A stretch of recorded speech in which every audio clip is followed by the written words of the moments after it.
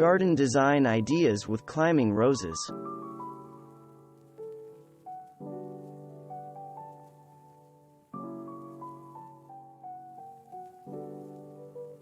A rose arbor may be the most classical way to display and support a climbing rose like this William Baffin specimen, which will offer repeat blooms after a heavy flush in late June. Use an arbor or pergola in the garden as a special area to sit and reflect on the garden, or, if you don't add benches, use it to emphasize an entrance, either alone or over a gate. Either way, be sure to tie the canes securely to the structure with string, plastic ties, or soft insulated wire. Glamorous she sheds aside, the garden shed is not always the most ornamental feature in the landscape. Sometimes we inherit a shabby shed that has seen better days, other times we can't afford a shed that is beautiful in addition to purposeful. When you train a rose to clamber up your garden shed's walls with hooks or other attachments to support the rose canes, you add instant charm, patina, and even a sense of mystery to an otherwise ordinary lawn mower storage unit.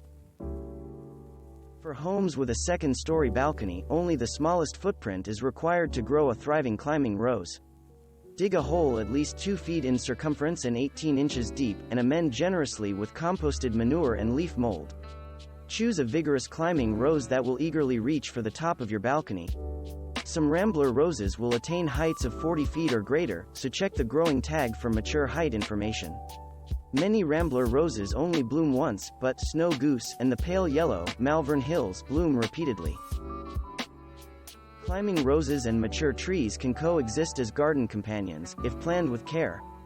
A tree that supports a climbing rose should have a high or thin canopy that allows plenty of sunlight around the trunk where the rose will flourish. Choose a vigorous rambling rose that will stand out against a large tree.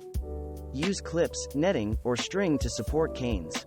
To maintain vigor and keep the rambler blooming freely, prune old and woody stems to the ground each fall, leaving 6 or 7 of the most productive canes for next year. When training a rose onto a fence, you can tie the canes onto portions of the fence in a fan shape. This will ensure layers of blooms, as vertical growing canes will produce flowers at the top of the canes and will remain bare at the bottom. For easiest training, choose a climber with plentiful, pliable stems like the rose in this photo, Paul Scarlett. If you can imagine a living garland, then you know what a rose festoon looks like. A festoon is similar to a pergola, with 2 posts and a support in between. The support may be a rope, chain, or heavy-duty wire. The idea is that the support isn't fixed, but hangs in a curve like a ribbon. The effect is very graceful, and would work equally well in a cottage garden or a formal garden. Installing a gazebo in the garden comes with a considerable expense. One doesn't usually build a gazebo for the specific purpose of supporting a climbing rose, rather, a gardener might choose a climbing rose to soften a structure that dominates the landscape. With the addition of a large climber like the magenta Alexander Giraud, you'll transform a ho-hum shelter into a cozy retreat.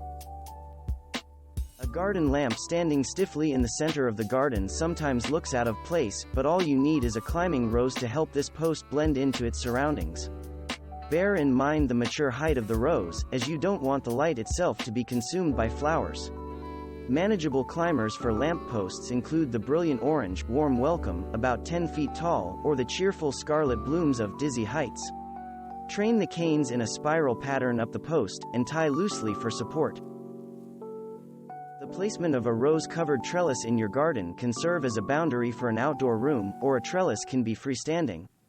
The challenge for some trellises can be to find a suitable rose match for the size and strength of your support. Most climbing roses grow at least 8 feet tall, and you don't want to face the prospect of pruning away the blooming parts of your canes in order to keep the plant in bounds. A rose trained against a wall gives the impression of an espaliered tree, only with much quicker and easier results. As sun lovers, your roses should not be trained onto north-facing walls.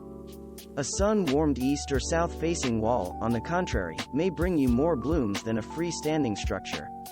Your climbing rose will benefit from the wind protection a wall provides.